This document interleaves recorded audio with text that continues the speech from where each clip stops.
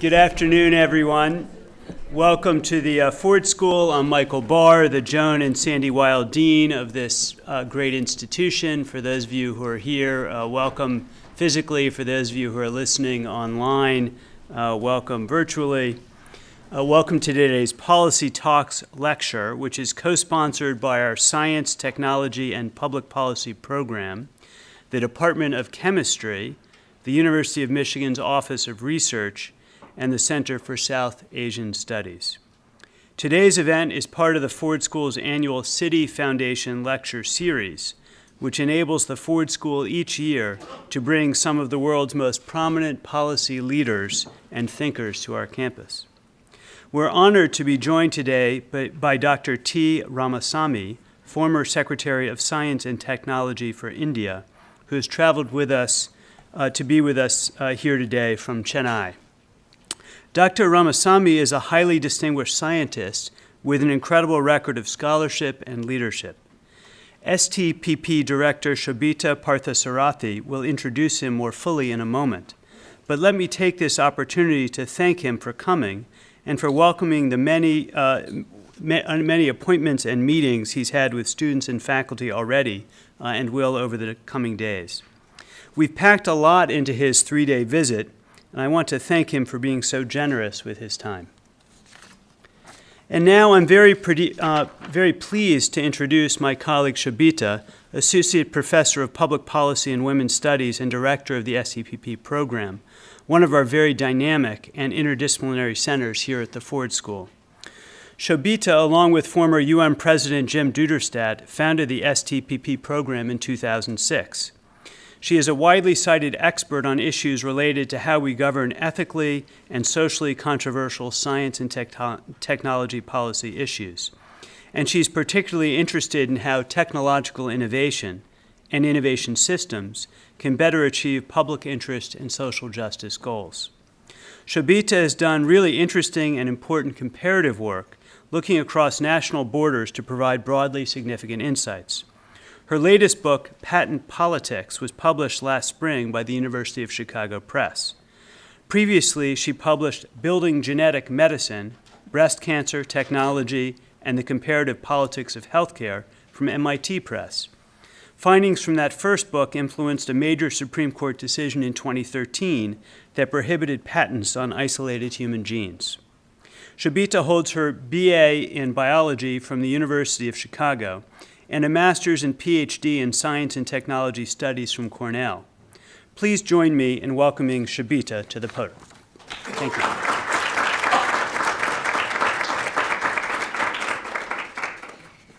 Good afternoon, everyone, and thank you, Michael, for that lovely introduction.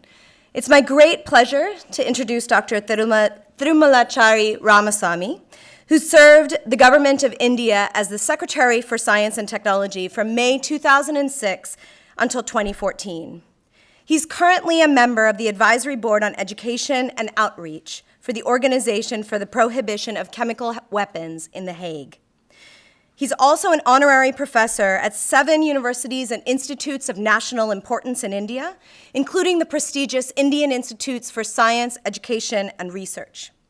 Dr. Ramasami holds bachelor's and master's degrees in technology from the University of Madras and a PhD in inorganic chemistry from the University of Leeds, which I should say my father also attended. He held postdoctoral fellowships and visiting positions in both the United States and UK, including Wayne State University in Detroit, before returning to India in the 1980s. He then joined India's Central Leather Research Institute as a senior scientist and eventually became its director.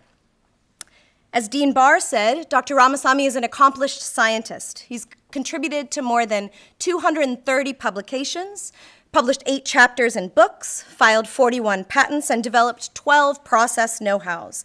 Furthermore, during his leadership, the Central Leather Research Institute emerged as a global leader in the field, generating the largest share of publications and patents related to leather research in the world. In 2006, Dr. Ramasami became the Secretary of Science and Technology for the Government of India and held that position for 8 years, a tenure that is quite rare and a demonstration of his excellence in the position. During his time as secretary, India massively increased its research and development investments. Dr. Ramasami was also instrumental in initiating 74 new programs, including efforts to increase and attract young people from diverse socioeconomic backgrounds to study science, to bring women back into the science and engineering workforce after marriage and family leaves, and to inspire science and technology development both for and by poor and marginalized communities.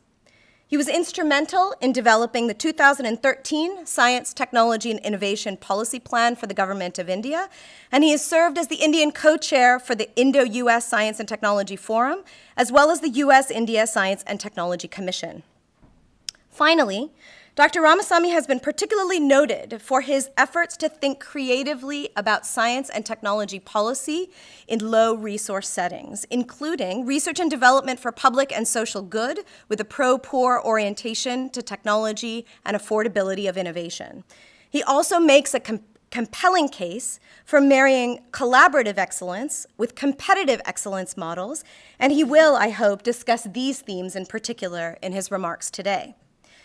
Dr. Ramasami's expertise and accomplishments have been widely recognized. He's the winner of more than 63 awards, including the 1993 Shanti Swarup Bhatnagar Prize, which is India's highest recognition for scientists, and two of India's highest civilian honors for service, the Padma Shri for his contributions to science and engineering in 2001, and the Padma Bhushan in 2014 for his service to science. He is also an elected fellow of 5 academies of sciences, including the World Academy of Sciences in Trieste, Italy. Following Dr. Ramasami's remarks, he'll take questions from the audience. Beginning around 4:40 p.m., staff will start collecting question cards. Postdoctoral fellow Caroline Walsh, together with Ford School student Jackson Voss and STPP and chemistry student Rachel Wallace, will facilitate the question and answer session. And for those of you watching online, please post your questions via Twitter using the hashtag #PolicyTalks. So, without further ado, please join me in welcoming Dr. Ramasami to the podium.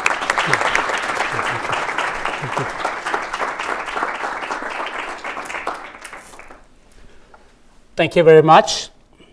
I thank Shobita for that generous introduction of some Ramasami that I do not know about. Thank you for those kind words. I thank the Dean. I thank the Ford School for this opportunity to be here today to share with you my understanding of the role of science and technology innovation policy in developing countries. I also thank the department for choosing the topic for me. It was a suggestion that came from the department. Of course, as somebody who had to add small addition to this title, I added the word global perspective. But I was reminded of an anecdote in my early part of life. I did my PhD in University of Leeds, England, as was introduced to you earlier. And I had a colleague by name Julian Edward, who was an Englishman, who had a different kind of tongue. He wanted some spicy Indian food. So he used to join me with my dinner on many occasions. So I used to cook Indian food and serve it. After several occasions, one day he asked me, "Hey, Sami, where are you getting the groceries from?" I said, "Well, Hari, let me say I was naive. I said, from Morrison's." "From Morrison's?" I said, "Yes." So this is not authentic Indian food. This is an Indian's food. I believe my global perspective also is going to be a world view of an individual that happens to be Ramasami. I share with you today such a perspective on this science and technology in innovation space. And this talk would have 4 parts. The first part would talk about the perceived roles of the STA policy, of course, in the developing country framework, but along the knowledge national prosperity axis. And one of the second parts will talk about the general policy directions and the dilemmas of the developing world in formulating the STI policy. The part 3 will try to make a case for that collaborative excellence that Shobhita talked about, for the building strategic alliances and partnerships among the developed and the developing economies to look at the technology needs of poorer nations in the world. And the part 4 will present a case study in a policy perspective and present a general summary of this worldview of this individual called Ramasami. And if you look at this science and technology and innovation system, primarily it is a knowledge triangle where the science is world over relates to an advanced knowledge, innovation on leadership in a usable knowledge, and technology gainful and useful knowledge. Primarily, all of us would agree that science, as we see as an advanced knowledge, is still scholarship driven world over. Innovation in the current perspective of the worldview is competition driven, and technology is primarily knowledge market driven. When the nations have already reached a certain level of prosperity and distributed among the people, then those nations could focus on developing science, technology, innovation system where the knowledge itself becomes a premium on which you invest, so that they focus on the knowledge triangle. But for those nations where the creation of knowledge itself is a perspective in a developed process is one kind, in a developing country perspective, we need to go back and ask, how does that creation of knowledge lead to creation of jobs, creation of value, creation of wealth as well, and then contribute to the national prosperity. Therefore, how do we connect the knowledge and the national prosperity axis in the SCA framework becomes an important aspect of developing economies of the world. Having said this, I think it is appropriate to go back and see how the science, being global and scholarship driven, would have a policy which aims at clearly the globally competitive positions for the nations and the people who pursue science, primarily relying on scholarship as an input. The technology, on the other hand, is contextual. It is related to the stage at which the society is standing today in terms of requirements. And it is, as I said before, being market driven. One could ask the question, a technology policy would aim at access to globally competitive technologies through various market mechanisms through which these nations can access them and propel them. Innovation, as we see today, is competition driven, and in the case of economies which have reached a certain level of economic prosperity and national prosperity, it mounts on the global competitiveness being number X in the process. But in the developing country framework, we need to really look at balance between the competitiveness and also the kinds of differing priorities for the development process as a whole, because there are still gaps in the national prosperity space that need to be linked. And that's the kind of questions that I like to highlight today. If you were to look at the triangle of science, technology, and innovation and superimpose it over the global space of developed and developing economies, there will be different needs for depending upon the stage of development. The small countries which are already developed will have to focus attention on the STA policy to remain competitive on a market space. When the domestic market is small, they have to really look at it in the global markets.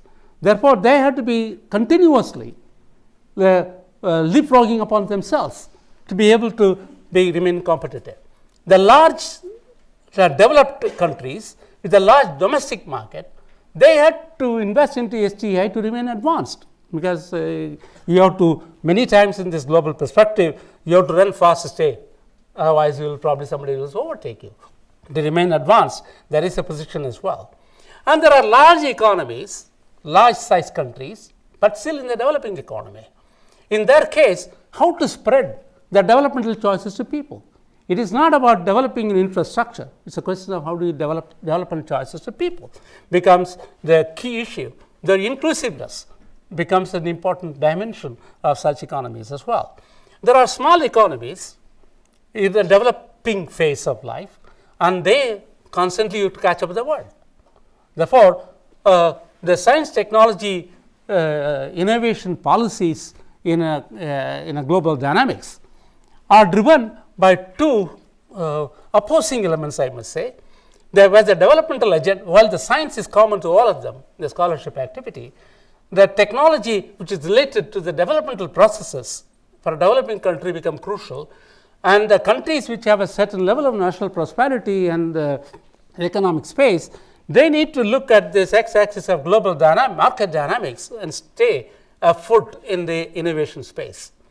And having said this, the developmental needs of science, technology, innovation policy of a developing country, it needs to go in a certain axis, because the developing countries need them more than even the developed countries have, because the needs are unmet needs are quite large. But the resource availability for the developing economies to invest into STI are not probably matching with the needs that they have. That we look at the dimension of the two axes, they probably oppose. One, in terms of the needs, the developing countries need more, but the resources they have to invest is small, whereas the developed countries have the larger needs. Having said these, the kinds of differing priorities of nation states in knowledge economies vary. The high income group countries, which is number 35 today, and 43 number today, they focus on technology leadership. And their focus is essentially to how to connect the high technology trade, how to connect with the technology trade to get a global share of the high technology trade. On the other hand, the upper middle income group countries and some small economies, they need to work on the global competitiveness and leadership in marketplace. And if you look at the innovation leaders in indices in the world, the top 10 economies, 8 are small economies. You would see Finland, Israel, the countries which are smaller economies, where the domestic market size is small, and they need to connect their innovation space to be ahead in the global market, and therefore leadership in marketplace becomes a crucial issue. On the other hand, the low middle income group countries and developing countries belong to the low income countries. I think their focus is not about leadership, it's about technologies for development, the unmet needs of development. And the crucial element of affordability and social inclusion becomes the key driving force of the science and technology innovation policy in such environments. And if you look at the technology itself, I would say there's a dichotomous role for technology. Prior to the Industrial Revolution, the world was not divided as developed and developing. But after the post-industrial revolution, the world has come to be divided as developed and developing based on the ability to access technologies for intensive production. Now, in that sense, it is a divider. But if you look at the 20th century from the previous centuries, what differentiated is technology? And the way people live today is strongly influenced by the access to technology. But in a cultural space like my own Indian cultural space, for example, technology also played the role of a social leveler and bridging social inequities that prevailed. Therefore, the dichotomous role that I present to technology as a global divider and a social leveler also makes technology a crucial element, and therefore STA policy of governments become pretty fundamental. So, and I talked about the policy dilemmas of the developing world, and if you look at the policy dilemmas of the developing world, that the resources they have is fairly small, as I said before. Now, how much to invest in science and technology innovation as a percentage of GDP? That's a crucial issue. How much we invest?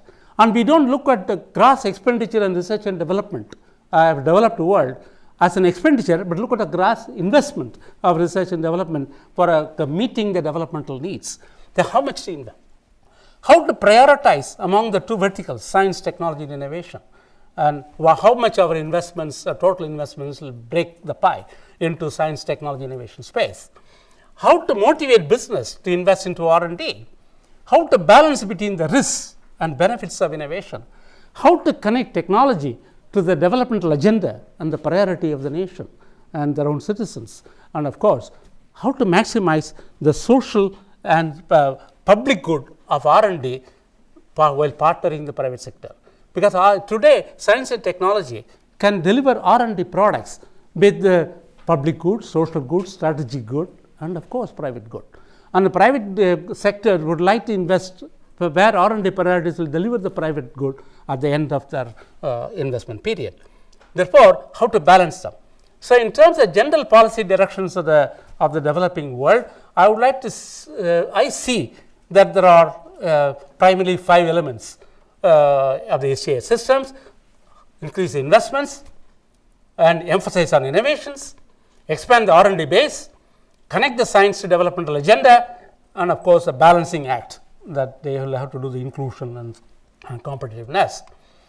And if you look at the changing geography of research intensity of the 21st century, the 196 countries in the world could be grouped as high income, upper middle income, middle income, and low income group nations.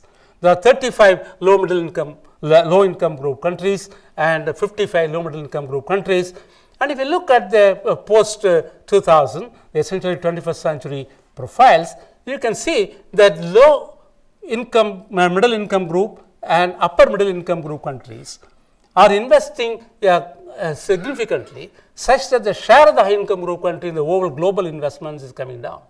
You look at that more figure based, you can look at the sense the red is a high income group country share dropped down by some 82% to something like a 62%, because that's indicating to you that even the upper middle income, low middle income group countries see a need to invest into STI because they will lose the developmental opportunities. And that's a good thing, good news that happens. And if you go back and look at the UNESCO's Global Science Report of the 2015, there is some good news that at the time of Industrial Revolution, the world became divided in some sense in terms of technology divides between developed and developing. On the other hand, this trend could be interpreted as therefore that shrinking divides in the innovation space. But even the countries relatively smaller income base are investing into innovations and technology, and that's a kind of a bold print message that is emerging from this process. When you look at these investments, I think any STA policy framework will have to be based on evidence. So when you build an evidence-based STA investments as a public policy, we look at the kind of increasing density of full-time equivalents of R&D professionals to serve the national citizens of the country, and also to gain, in some sense, unserved, underserved markets of the world. Because the people who are in the developing country framework share common with the unserved, underserved markets of the world, and therefore, how do we increase the density of scientists to meet them as well? And there are develop the appropriate output indicators to connect the R&D outputs to the developmental agenda, because the developmental agenda is contextual, whereas STA indicators which are global may not have the developmental context in which that is positioned. You publish number of papers, publish impact factors and so on, papers, patents you take, they do not necessarily connect to the developmental agenda of this context. Therefore, how do we connect them? There is, of course, I had told you that it is globally, people use a global gross expenditure on R&D, GRD. I think we have to look at that as an investment rather than an expenditure in the gross investment into R&D in the developing country framework, and then co-investments, how much to the private sector, how much to the public sector will come into play, especially for those nations which have a large public and social good yet unmet. Their unmet needs of the public and social goods have to be built into the developing countries structure, and then the question of delivery of various R&D goods are present here.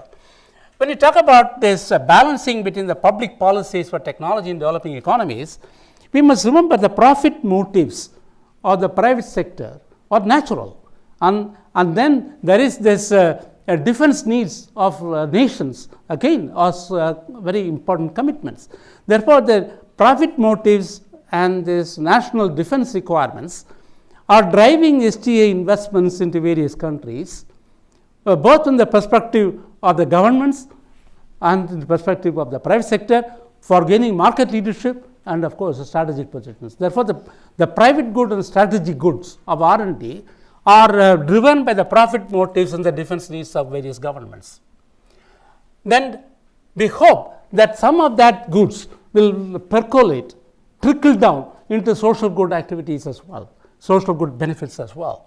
So, how do we balance between the social and the private good of R&D is a very challenging process. Especially when you take a healthcare sector, we have to remember that there are people with the low affordability, and how do we build an STA framework where the healthcare as a business versus healthcare as a service are balanced in the policy framework. And those are developmental economics very kind of fundamental. When we talk about the policy paradigms, there's always a struggle between the leapfrog innovation and the incremental innovation. There are countries which, for example, small economies which have to really rely on the global market.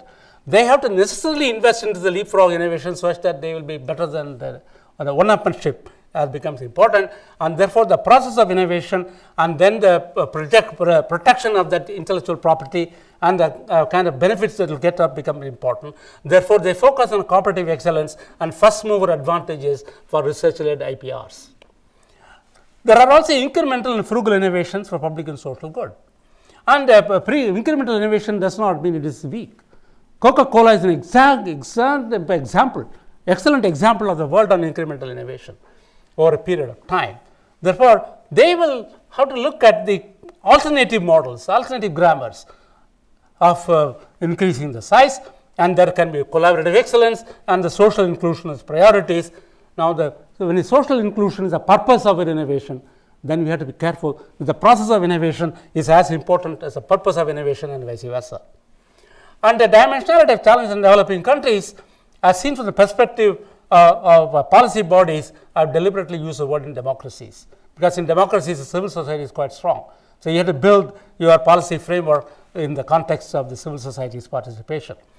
And I like to really highlight the balancing between the innovations for global competitiveness and national inclusiveness. Whereas the competitiveness, really, if you look at it in terms of the spread of the grammar of the competitiveness, it's a differentiating mindset and it's a market advantage. It has to be inventor and investor focused, and that be return on for investors, short lifespans, value maximization, where speed in a competitiveness is a USP. And there's a first mover advantage that is critical, and small economies tend to excel in this process. On the other hand, for large populations like ours, we have to go back and look inclusiveness as an integral part of the SCA framework, and there any inclusiveness integrating mindset. It is not about the market advantage, it's about availability to users. It is not about inventor focus, it's a people focused. It is not return to investors, return to society. And the short lifespans, as we see, plays with long gestation times. And value maximization has to be balanced by input optimization. And here goodness is USP. And it is not a first mover advantage, the last mile connectivity which is important. And that is relevant to large populations.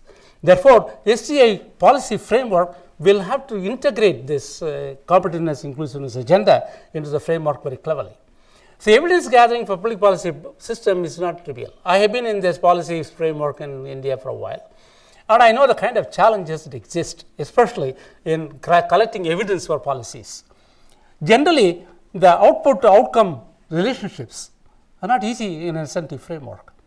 That is, you get the input today and the outputs happen later, and converting the output into outcome and then the social benefit is a larger time gap issue. There is a huge time gap between the investments and the returns the society will eventually realize. And how do you presuppose when you develop the SCA policy framework, what sense of time you build? Sense of immediate time, sense of intermediate time, and sense of infinite time. And how do you build the policy framework in those processes? It's non-trivial challenge in developmental economies. And when we talk about the again evidence gathering, most of the SCA output indicators on global models do not necessarily fit into the developmental contextual framework. Therefore, how do you build inclusive innovation and technology outcomes references context into the indicators? So, the evidence gathering for SCA policy in developmental economies need really close revisit. It is a very complex slide. I won't spend too much time here. This is to confuse my government at that time when I was in the government to tell that the R&D idea eventually comes a social outcome, and there's a long gestation time. Don't ask my scientists to produce outcomes in short spans of time. Therefore, I'm not able to confuse you at the moment, but I would like to only paraphrase. The outcome sensing is a non-trivial process. It's a time lag process. And there's a task of evidence-based policy building, therefore becomes to that extent difficult, because the global SCA indicators are really input-output based and not developmental outcome linked. Very rarely the SCA output indicators that global models imply are related to the societal outcomes. It is all about what scientists do, what investors do, but not what will benefit in the process. And that, to the extent, I leave it at that stage, because I have no desire to confuse you with that slide. When you look at this in terms of the policy challenges, opportunities for systems, especially in contexts like the one I come from, where science, technology, science, research and innovation, in my context, is taking place in vertical spaces, and there is very little of integration in them, and that is further complicated by cultural factors of the country. There are pluralism, there is asymmetries between deployment and development. Therefore, given those challenges of asymmetries, cultural factors and pluralism, there is a big problem of integration. So, how the policy that we develop in such environment have to provide a basis to get a mindset changes in the science, research and innovation space to interconnect them. Where they take in vertical spaces, there is nothing to integrate them, and policy could provide that. And we also, if we are in a country like mine, where the creating wealth out of knowledge is a crime in my society. Therefore, it is counter to the innovation model. Saraswati and Lakshmi have to fight with each other. And given that context, how do you exceed a cultural change? And therefore, we have to talk about an international collaboration with societies where this cultural dilemma does not exist. Therefore, we talk about the exceeding cultural changes, SCA integration by collaboration itself, bringing a cultural value change. It's not easy. Cultures change very slowly. Now, in a society like mine, where the civil society is very strong, the regulatory environment and managing regulations in democracies, I know US regulates this very well. And it's a multi-layer stakeholder participation, there's a consensus building, and there is a promulgation of laws, new laws for regulation and implementation structures, and there's always a balance between the man's way of doing and the nature's way of doing.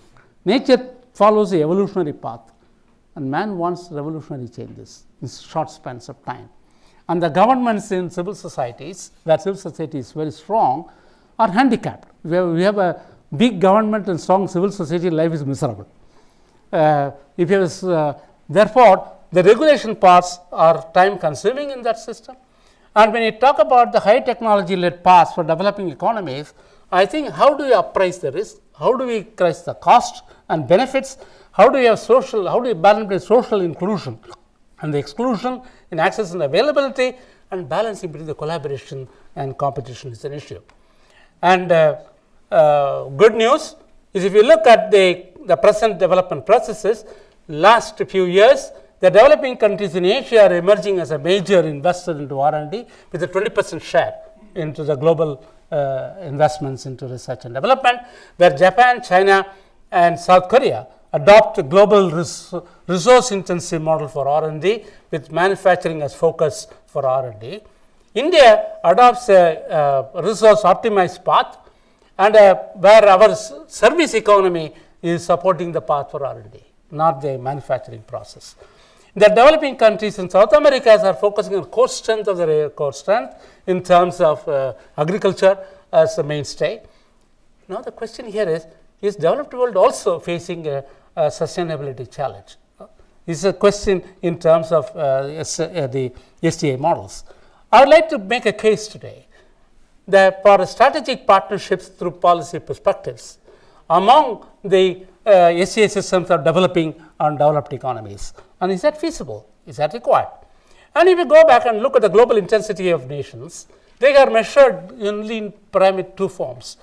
What is the gross expenditure on R&D as a percentage of GDP, and what is the number of full-time equivalent R&D professionals per million population. Now, the global benchmarks are that you invest about 2% of your GDP and 1,200 R&D professionals per million population. Many developing countries, including India, do not match both norms on account of low resource setting. Now, having said the low resource setting, I would like to present to you, this is a database of UNESCO database we got from the World Bank data, and these are the top 10 nations with respect to overall investments. And in the top 10, and I don't consider European Union as a nation, it is a group, and this is the data which are more recent. And you will see among the top 10 investors, there are 6 high income group countries, 3 upper middle income group country, 1 low middle income group country, which is India. We are the 6th largest investor. You see the 6th largest investor, you go back and see as a percentage of the GDP is 0.85%. It's a little more than 0.85 because I know the number a little better than what I do, what this data will show, but I had to present the data as given to me. It is close to 1%, but little less than 1%. But if you look at the expenditure per capita, it's a very small number. You may say, look, India is not investing enough. But you go back and see this number of gross expenditure R&D as a ratio of the full-time equivalent on this column. It is expressed in thousands of dollars per year, and the United States is $30,200. And there is this, let me say, low middle income group country, developing country, which is present investments is $33,000, $2,000 less on purchase per parity terms. Therefore, a country like India cannot afford to get 2% because our number per scientist is already large. And if you have to increase at 2%, I must double the number of scientists. As simple as that. And scientists do not come in tap water, but anyway, we don't get tap water also. But this is a long-term process. And how do you develop an economy? Therefore, this question of investments has to be seen in slightly a different context.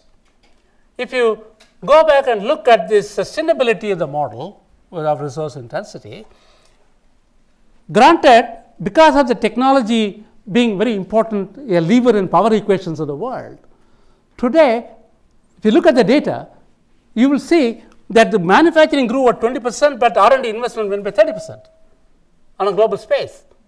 So people wanting to invest. And today, because of wanting to be competitive, there is a competitive excellence and multiplicity of investments. Each nation is making investments in the same segment. And with the increasing costs of these R&D inputs, create a high cost. They price themselves as unaffordable for more than 65% of the population. And sustainability of resource intensive models, I think we need to examine more critically. I have 40 nations in this, and all Americas are shown in the blue, Asias are shown in the green, and the European nations are shown in the brown. And the size of the bubble is the size of the total gross investments. And you will recognize in this, I have separated them in 4 quadrants.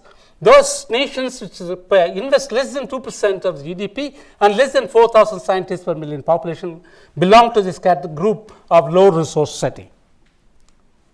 And those nations which invest less than 2% but more than 4,000 scientists per million population, FT intensive. Those nations which invest more than 2%, much more than 2%, but less than 4,000 scientists are really resource intensive. This is lone country Israel. Now, there are nations here which is intensive both on resource and FTA. Now, those countries which invest so much here would find it very difficult to produce R&D outputs which can be met and serviced by people in this group, low resource setting, because their affordability levels are outpriced.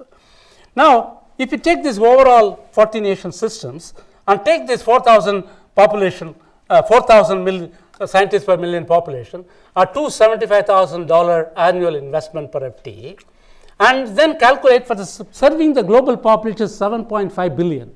What will be the total investment of the world on purchase power parity terms? $8.25 trillion per year, which is larger than the GDP size of several nations in the world but 4. Therefore, we need to ask the question, can these 19 nations belong to the low income and low middle income group country can never afford these kinds of investments? And technologies to serve these markets need to be matched to the price band envelope of these countries, and they have to have two conditions. One is the affordability of the technology, and the second is how the technologies can be implemented. Capital to back the technologies also is important, because therefore there is an alternative policy framework that may be needed for developing countries with the developmental ambitions and resource constraints and low resource setting. Now, I done a SWOT analysis of the nations in 4 quadrants, and I will not go into all the 4 quadrants, and I will limit my attention to low resource setting and resource FT intensive models. If you look at this in terms of strength, the low resource setting gives you affordability and meeting the needs of poor. The threat, the weakness is weak base and weak leadership, and opportunity for them is resource optimization, and the threat for them is development bypass. If they don't invest, the development will bypass them. Look at this FT intensive model. The strength is value maximization, weakness is affordability for meeting the needs of poor. The opportunity leadership and then threat, inability to serve the poor markets. The question here is, can we connect the two? Can we really bring the two together? And countries, the ability to value maximize and resource optimize can become ideal allies in strategic alliances that you talk about. And countries, the large domestic markets like ourselves, could barter market access for innovation access, like for example Israel, which has a small domestic size. So this will call from migration from competitive excellence to a collaborative excellence as an alternative model. On account of the non-sustainability of the current resource models, I think it may be worthwhile to look at alternative to design, develop alternate models for developing affordable innovations for people-centric priorities of countries in the stage of development. I think we need to build affordability. We need to look at collaborative excellence and strategic alliances as an alternate path. I'd like to present a case study of a policy perspective of a developing country, where the only developing country I know well is my own, therefore I'll use mine, and a possible ally for alternate resource optimized model for serving the global good. And you look at this India's policy space evolutionary process. India was the first developing country which in 1958 articulated the principle, like a scientific policy resolution, which was read out. It's a 1 3/4 page universal document. You cannot change a full stop or a comma from it. It's beautifully drafted by Homi Bhabha and Pandit Nehru. It lays the foundation for science and scientific temper. 25 years later, his own daughter realized that in the world of technology, if you don't build a self-reliance, you're out. Therefore, she went and proposed a technology policy statement in 1983, focused on technological self-reliance and reverse engineering. Then we realized in 1980s, we were one of the top developing countries in science space. In 2003, we became nth player among the developing countries, and we moved away. And so in 2003, first time there's an ambition for science has evolved, increasing the gross expenditure R&D for increasing outputs was articulated. Since then, we increased the expenditure into R&D by 10 times.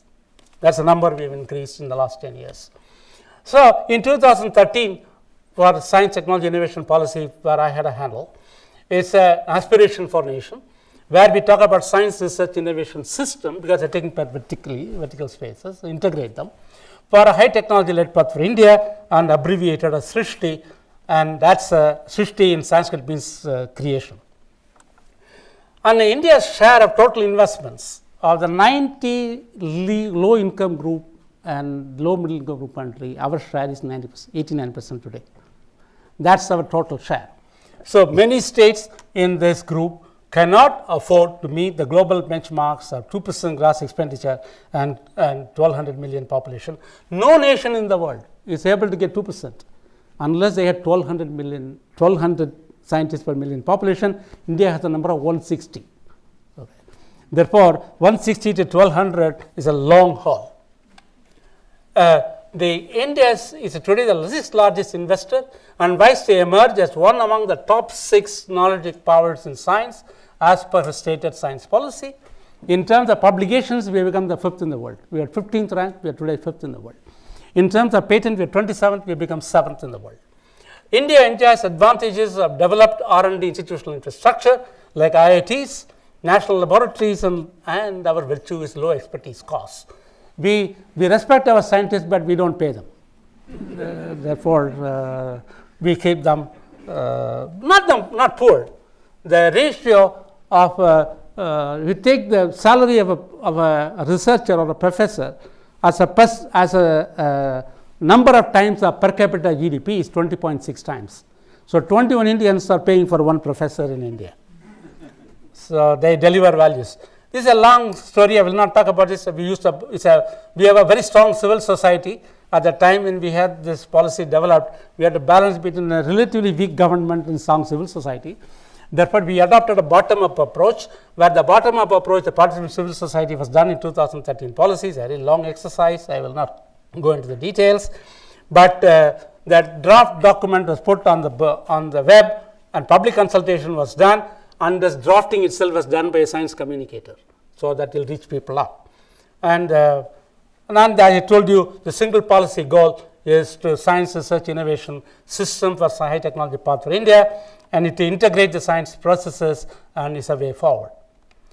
And at this point of time, I like to highlight to you that SCI outputs generated low investments could reach many people. And I am going to show you a small video. And this video is about somebody who has a Jaipur foot. It is a foot which costs $28 per foot. And in a comparative economy, it costs $20,000 per foot. And I am going to show you the benefit that this $28 foot gives to this individual who has lost his foot. And this video, we have downplayed the voice here, because I am going to show one other video, the language of which I do not know. Some of you might know. Therefore, I am careful that I avoid the words. This is someone who has lost the foot, and he has undergone the replacement with this orthotics.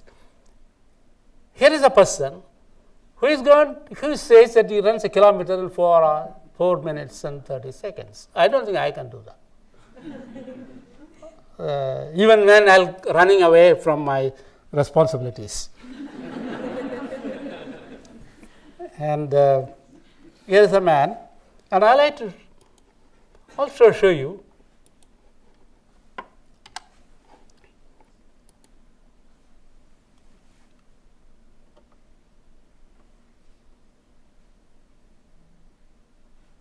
this lady lost a leg in an accident. She is an actress, and she was a dancer before, and it was really, let me say, highly frustrating that a dancer lost the leg, and her willpower was sufficient enough that she fitted herself to the Jaipur fort and dances the way she does. And dancing is a lot more intricate process. Bharatanatyam is not easy, even with 2 legs. Maybe with a 3rd leg you might. And this individual has demonstrated 2 things: the power of the frugal innovation, the power that it provides the quality of life of these 2 people. And this was created at this low cost. And when we talk about these frugal innovations, it is not about the expenditure, it's about the value it brings to people. And we have something called National Innovation Foundation in India, supported by the Ministry of Science and Technology.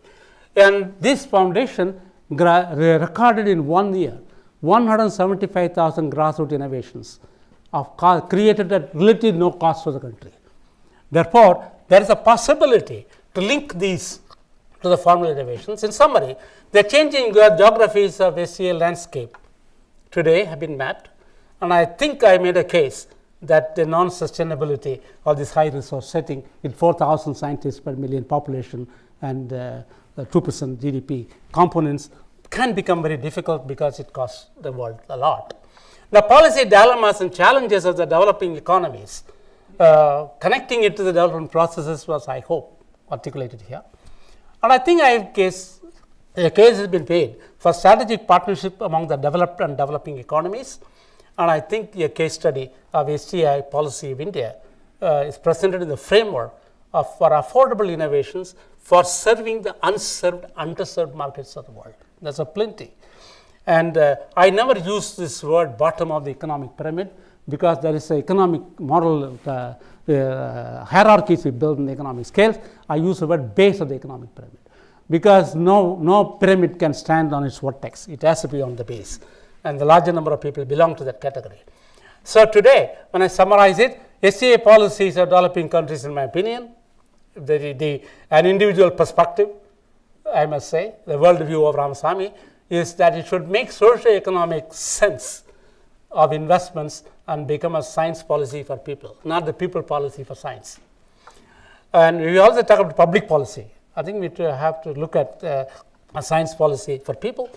It should enable faster and sustainable inclusive growth of the nation, and I think open up space for strategic partnerships among the developed world and the global good for sustainable global growth by serving also the needs of the unserved, underserved markets of the world. People say world is flat. Could science policy serve to make it even? It is one thing to be flat, it's another thing to be even. And on this, I'd like to finish, every lecture of mine is to finish with Mahatma Gandhi. It says, economics that hurt the moral being of an individual, of a nation, are immoral and sinful. Therefore, I would like to talk about technologies for the pro-poor world. Thank you very much.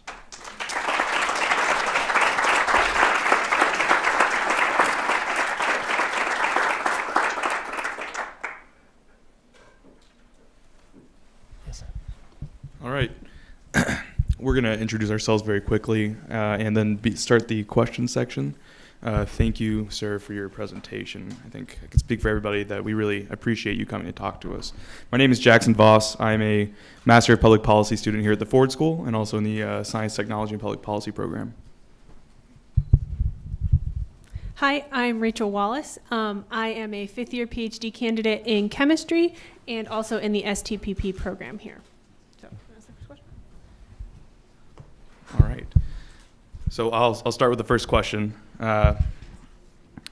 We got questions from the crowd here, and we're just going to kind of help set this up. So the first question we have is that some may criticize this approach to science and technology focus by governments, especially in developing nations. And I guess the question is, how would you respond to critics who say that countries like India and other developing economies should be focusing more on investments to cut hunger, malnutrition, or poverty rather than investing in science and technology? And the one example they give in particular here is the India Mars mission, the Mars mission. Okay. So why are investments like that important when there are other problems that may seem more urgent? You would like to answer every question, or we can take a group of questions and answer them together? I think we'll answer the questions one at a time. One at a time? Okay. The question that is being asked about India, that's very easy for me to answer. The here is, when there are poorer people in the country, why should we invest into Mars mission, and why do you look at those kinds of investments? It's a question that is in front. Fundamentally, I think we need to segregate these issues. If that Mars mission had not taken place, will the poverty be alleviated in the process? It's a question that you need to ask this question very frankly. That if you alleviate the poverty in the country as a whole, what would be the investment scope of investments? And related to this, what's the percentage investments we made in Mars? Now, let me tell you in terms of number, it is less than a percentage or even fraction of a percentage. Therefore, the Mars mission for the country did not cost even a fraction of a percentage relative to what we require in addressing the alleviation of the poverty issues. Therefore, it is not to be seen by not going through it is not one is the cause of the other. As far as science, technology, innovation policy is concerned, I think we need to go back, and if we address the poverty issue, we require science and technology innovation space. We can't escape that because agricultural economy is very important. And when you talk about the poverty is related to the income levels. It is not that we are not producing enough agricultural products. It is not that we don't produce products in the country. It is the ability to purchase is an issue. And basically, the science and technology innovation policy needs to address much larger issue developmental countries, developmental economics, than only the issues of science alone. That's why I talked about relating the process. And I truly believe, the Mars mission was not at the expense of our focus on addressing the questions of poverty and malnutrition. Is this on now? Okay, cool. Thank you. So I'm going to ask the next question. India has a hot climate, as you know, and its cities are growing very fast. And so like other cities, they are suffering more from climate change than perhaps the countryside is. And so this is starting to make the cities more and more, or less and less inhabitable. And so to what extent do efforts to address this intersect with STI policy and practice? Okay. It's said India is a hot country. Tagore once said that different centuries coexist in India at the same time. So India also has the coldest regions of the world. I like to correct that sentence. India is a hot country. India is a hot country, cold country, complex country. But the question that you are asking just now about urbanization. Urbanization is a threat for the world at large. And the question, how does SCA policy address that question? I will paraphrase it only SCA policy. If you have a technology which requires large capital, and access to capital, access to market, access to infrastructure are very determinant factors that will promote urbanization. If you have technologies which are downsized to be able to be met in the small size economies of villages and rural towns, then you are talking about moving the development to small people rather than moving people towards development. So the SCA policy of India talks about keeping the technologies backing capital required to back technologies to be minimized, to be lowered, such that you move the people, you don't move the people to development, move the technology to people. So that's our approach. And then in the fourth industrial revolution that the world talks about today, you are able to use the digital framework to deliver technologies to even places which are further away. And look at agriculture. Agriculture is one sector which cannot move to cities because it requires land and water and those kind of stuff. Land is immobile asset. So agricultural economy has to be rooted still in rural places. Therefore, we want to use it through SCA framework, reach technologies to farmers in villages, and that's the concept.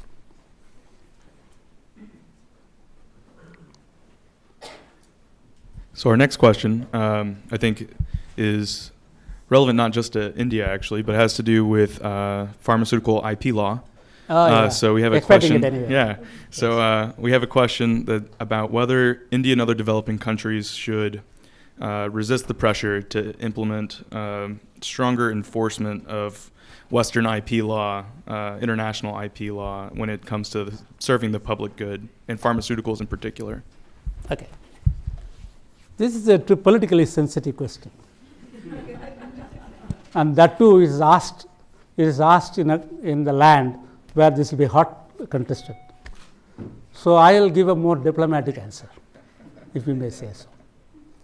And I'll make it generic rather than a specific process. I use the word investor-inventor focused Okay? Now, if we want to be competitive, you require investor-inventor focus, IP loss of the countries which invested significantly into R&D. Would be natural to say that their investments are returned, and therefore, the IP loss will be in the directions in which we will raise about. Now, when it concerns a human life, when it concerns a human health care, okay, we need to ask a question a little bit differently. Let us take this nation openly, $18.5 trillion economy. What's the percentage of healthcare cost? 16%, maybe up.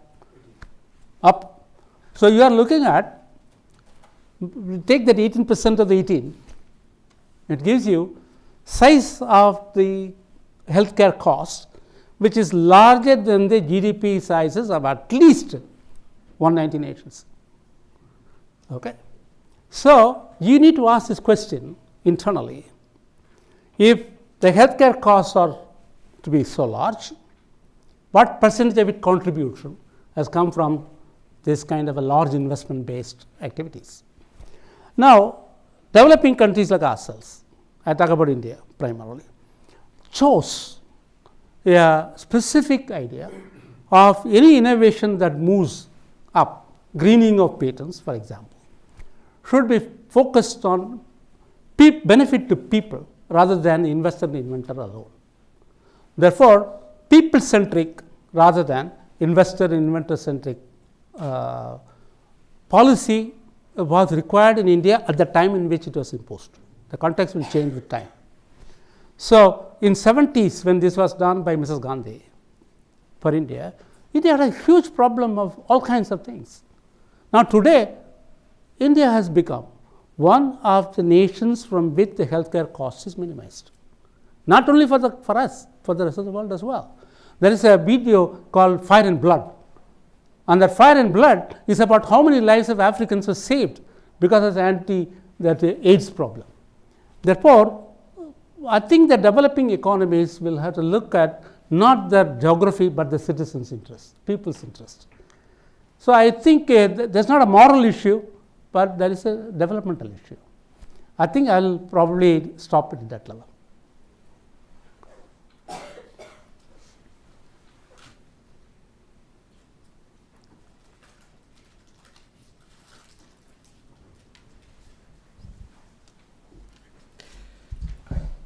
So this question comes to us from Twitter, and it's pretty general and broad, but what are the highest impact actions that U.S. science policy and or other larger S&T communities could do to better serve developing countries and the global poor? Whoa. If I know the answer, I would be a very wise man, which I am not. I would go back and say, as a suggestion, that there are technologies for, let me say, market and trade. That's an issue that I will not for the moment open up. There are technologies for development, technologies for human welfare, and that is a slightly different segment. In those segments, I think countries like United States, which invest significantly into R&D today with a very high capital cost, would find it hard to serve countries in Africa, countries in some other developing part of the world. And here is a wonderful S&T system, which is solving the problems of the rich. We have to solve the problems of the poor as well, even in your own country sometimes.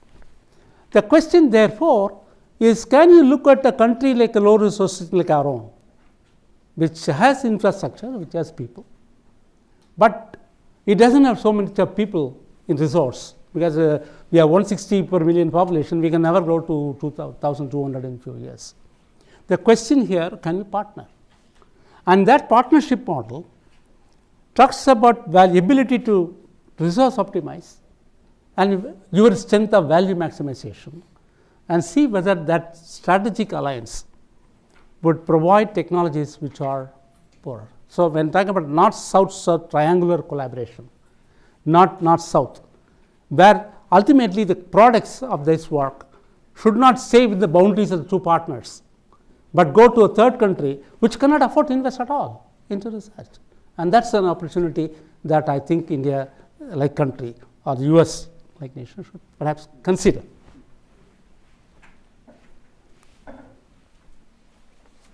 Kind of, I think, related, but a little bit different. Here in the United States in particular, a lot of our science and technology policy has been driven by military investment. I think this next question relating to that is, to what extent is development of weapon technology a temptation to developing nations? And I guess what is your take on letting military development be the driving force in science and technology policy? It's a very tricky question. And especially I had to go back to India.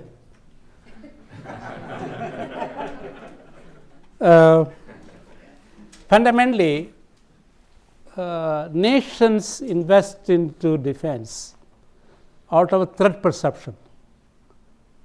Okay?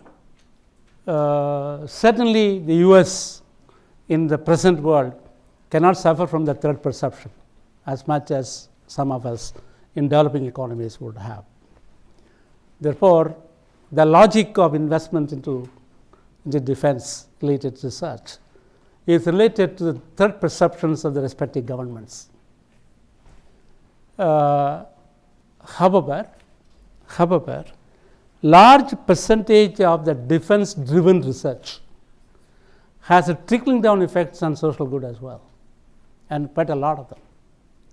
Therefore, one need not say that R&D is only given to this vertical of private R&D good, private good, and defense good. Fundamentally, the perceptions of SCA policies of different countries of the global systems seem to vary, sometimes even from the reality. It turns out that there was a study done on the SCA policies of 6 economies in the world. And at that time, India was also one of the economies studied, and it was done by a very important country. And I know what that country's perception about the SCA policy of India was, saying that our defense investments were large. That was because they look at this defense development research, DRDO's salary budget, which is fairly large outfit, and therefore think of defense investments are large. But as somebody who was part of the perspective of developing the SCA at that point of time, I differed with that particular, let me say, assessment, if I may use the word assessment. But they are very clever that the people who did this, they said my department was focused on rural technology. So they tried to silence me as well. Fundamentally, the defense reinvestments into R&D by different states are very strongly related to the defense threat perception of the economy. You can't avoid it. That's I said here, private sector focuses on profit, and national governments on the threat perception. Okay, they call it strategy. So if I take my own country, our investments in the atomic energy research could be argued upon. But I'll also tell you the benefit of that investment. We are now, India is one of the few countries in the world which has a fast breeder reactor working. And India is one of the few countries in the world worked on the closing the nuclear fuel cycle very early. And we have a thorium-based reactor working.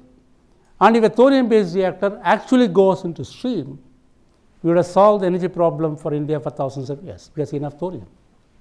Therefore, the spin-off also has been seen. I'll stop it there.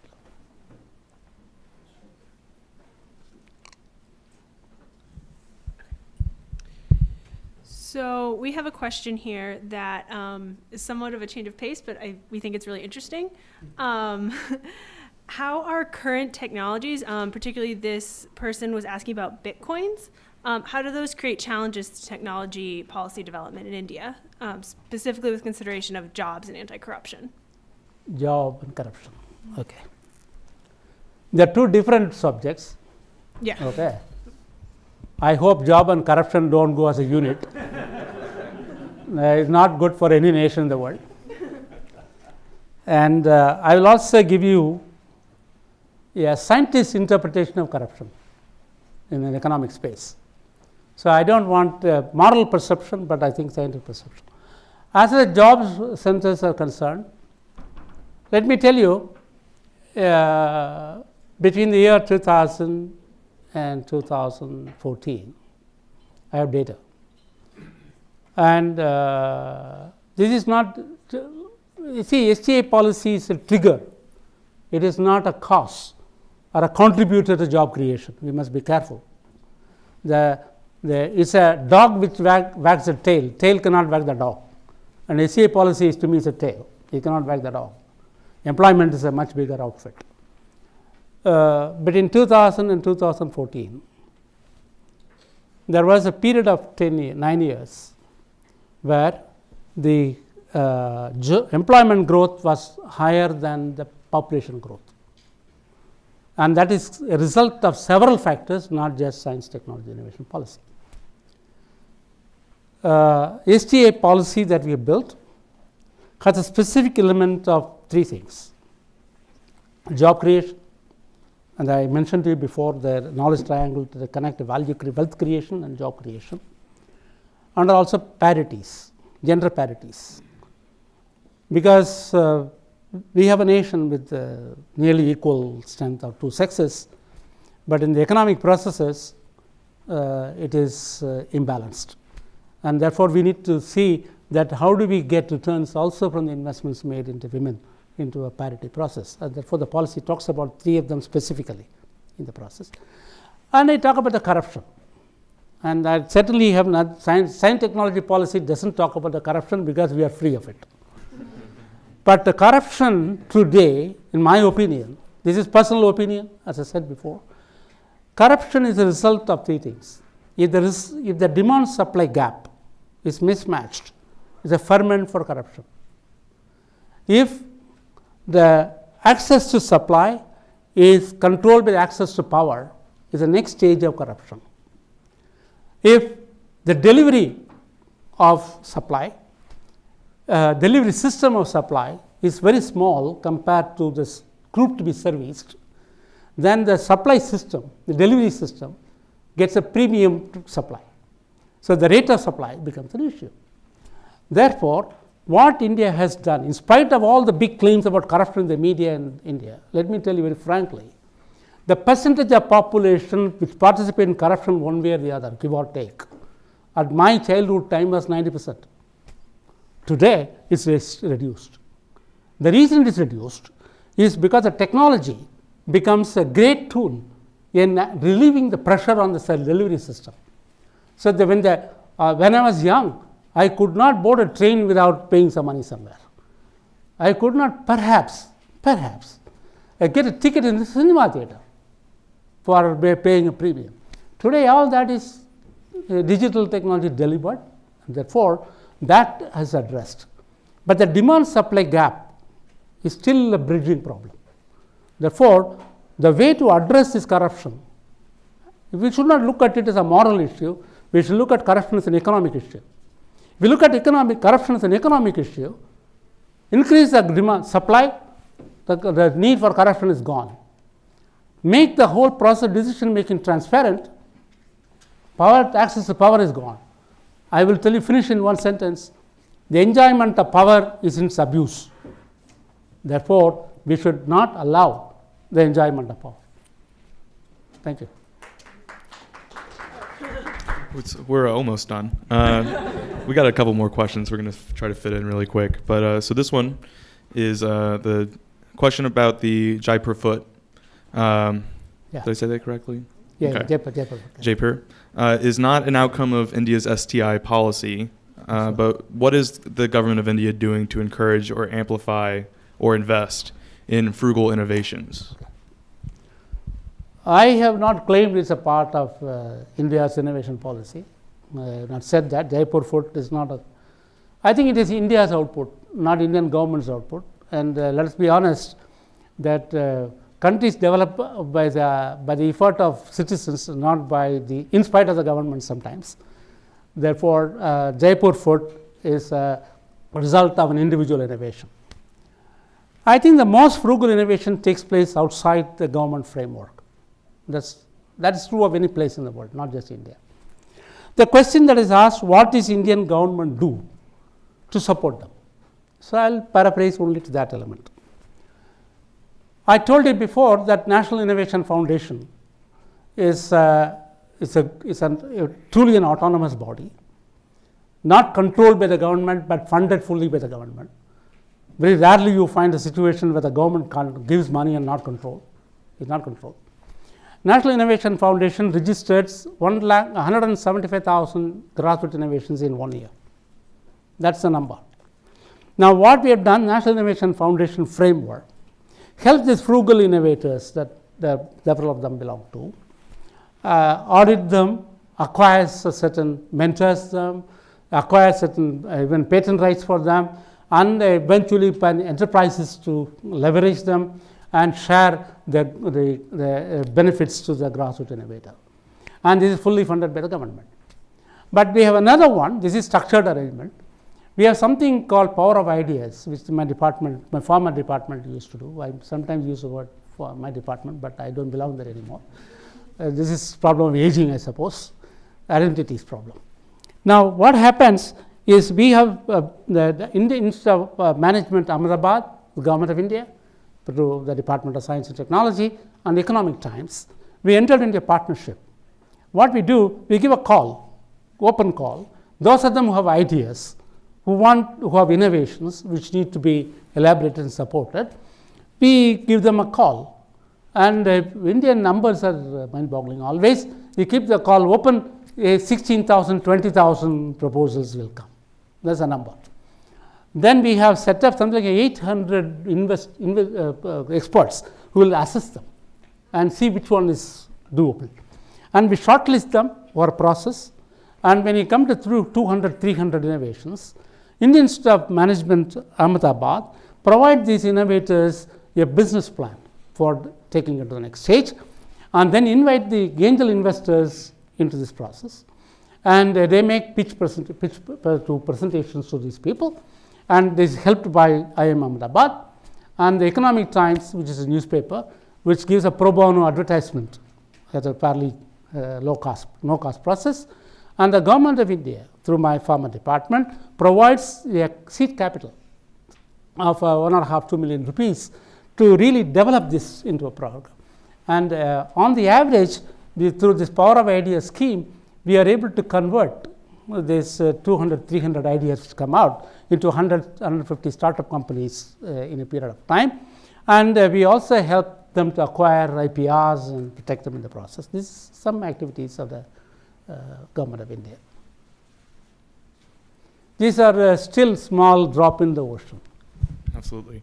Well, thank you so much, Doctor. We appreciate your time. I invite everybody to join us at the reception. Let's give a big round of applause.